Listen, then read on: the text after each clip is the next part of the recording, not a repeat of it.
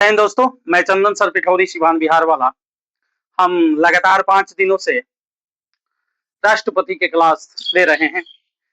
हम राष्ट्रपति के बारे में बताए थे पहले क्लास में, दूसरे क्लास में राष्ट्रपति से संबंधित कुछ इम्पोर्टेंट टॉपिक को समझाए थे और तीसरे क्लास में निर्वाचन को समझाए थे। चौथी क्लास में हम कार्यपालिका संबंधी अधिकार बताए थे राष्ट्रपति के और 5वें क्लास में हम विधायी अधिकार को बताए थे और छठे क्लास में राजनैतिक अधिकार और राजनैतिक के अधिकार के साथ साथ आपातकालीन शक्तियां हम राष्ट्रपति के समझाए थे। यानी अभी तक 6 क्लास ले चुके हैं, ये 7वां क्लास है और 7वीं क्लास में अभी तक हम क्या क्या पढ़ चुके हैं? राष्ट्रपति की शक्तियां पढ़ रहे हैं, राष्ट्रपति के अधिकार एवं शक्तियां पढ़ रहे हैं। राष्ट्रपति के अधिकार एवं शक्तियां में हम कार्यपालिका संबंधी अधिकार पढ़ चुके हैं, विधायी संबंधी अधिकार पढ़ चुके हैं, राजनैतिक अधिकार पढ़ चुके हैं, आपातकालीन शक्तियां पढ़ चुके हैं। कल के क्लास में यानी आपको 6 नंबर क्लास में हम राष्ट्रपति के छठा भाग में आपातकालीन शक्तियां पढ़ाए थे। संविधान के अनुच्छेद 352 के अनुसार राष्ट्रीय आपातकाल, 356 के अनुसार राष्ट्रपति शासन और 360 के अनुसार वित्तीय आपातकाल, जिसको हम डिटेल्स में बता चुके हैं। उसकी चर्चा यहाँ करेंगे तो क्लास लंबा हो जाएगा। हाँ, एक चीज छूट गया था कि वो जर्मनी से लिया गया है, बाद में हमको याद आया क्लास लेने के बाद।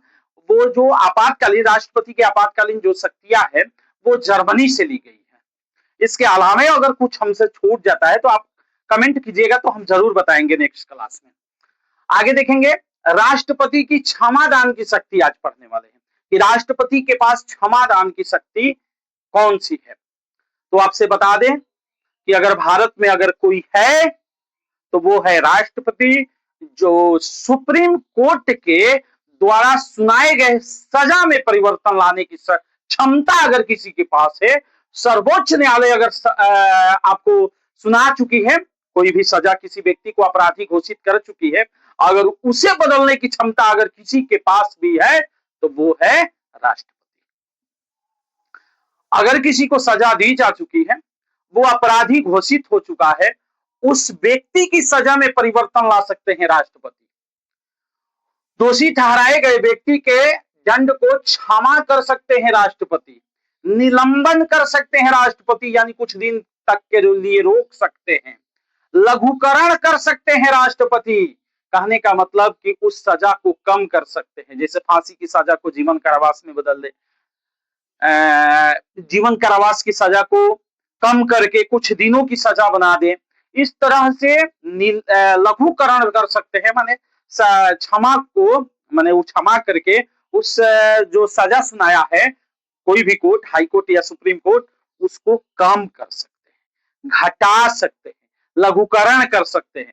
ये करने की शक्ति बस केवल राष्ट्रपति में है। राष्ट्रपति ऐसा व्यक्ति है जो ये सब काम कर सकता है। इसीलिए तो राष्ट्रपति से अगर अपराध भी हो जाता है ना कोई, तो कोर्ट में केस नहीं चलाया जाता है, क्योंकि ये अपने शक्ति का प्रयोग करेंगे। हाँ, राष्ट्रपति अगर संविधान के उल्लंघन करते हैं तो उनपे महाभियोग चलाया जाता है, इम्पीचमेंट चलाया जाता है, जिसको हम पिछले क्लास में बता चुके हैं।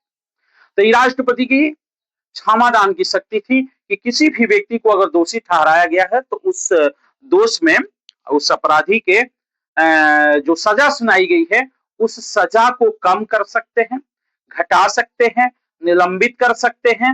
ये सब राष्ट्रपति कर सकते हैं, क्षमा कर सकते हैं, क्षमा करके निलंबित कर सकते हैं। आज हम दूसरा देखेंगे अनुच्छेद 143। आखिर अनुच्छेद 143 में क्या लिखा गया है?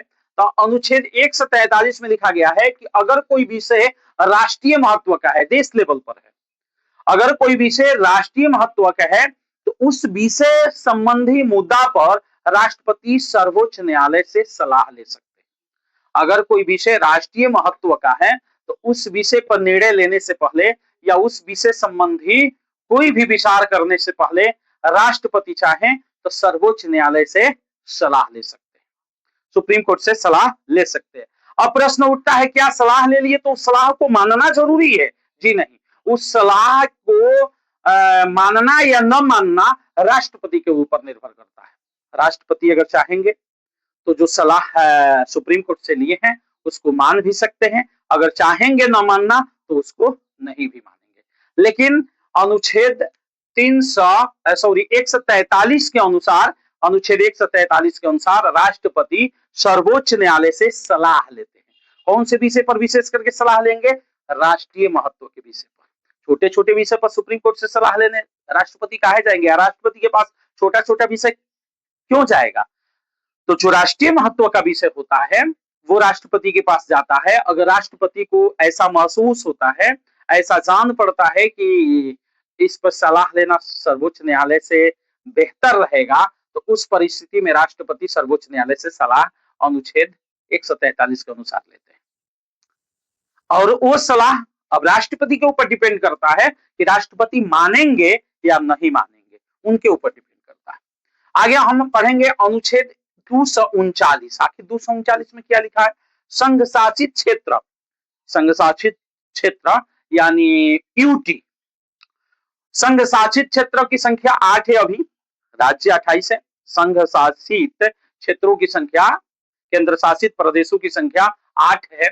और उन 8 केंद्र शासित प्रदेश पर, यानी केंद्र शासित प्रदेश, संघ शासित प्रदेश पर शासन जो चलता है वो राष्ट्रपति के अधीन चलाया जाता है, यानी राष्ट्रपति की इच्छा से शासन चलता है, राष्ट्रपति के नामे शासन होता है। तो 8 केंद्र शासित जो प्रदेश है उस पर अगर शासन होता है तो राष्ट्रपति के अधीन होता है। ये बात कहां लिखा गया है? संविधान के अनुच्छेद 239 में लिखा गया है, यानी 239 में। आगे हम देखेंगे अनुच्छेद 341 और 342। तो एसी यानी अनुसूचित जाति, एसटी यानी अनुसूचित जनजाति, आप इसको जानते हैं। एसी यानी अनुसूचित जाति, एसटी यानी अनुसूचित जनजाति।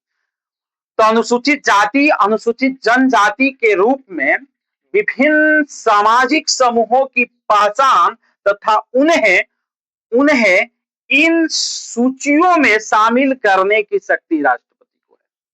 राष्ट्रपति की ये तमाम शक्तियां है।